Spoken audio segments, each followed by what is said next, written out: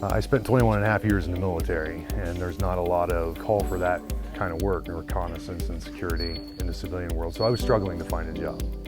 I'd come here to get a business management degree on the advice of some friends, and I went home and I wasn't excited about it. I liked to blacksmith as a hobby, and I also wanted to learn a trade. So I spun around, came back the next day and asked them, can I change over to welding?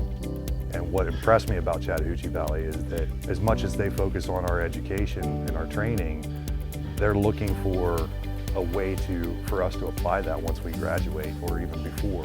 Mr. Langley and Mr. Cooper make it their business to go around and develop relationships with local industry. I'm currently going through the cooperation class where we can either work on projects here in this classroom or we can go to a local area business, and I guess you would call it apprentice there.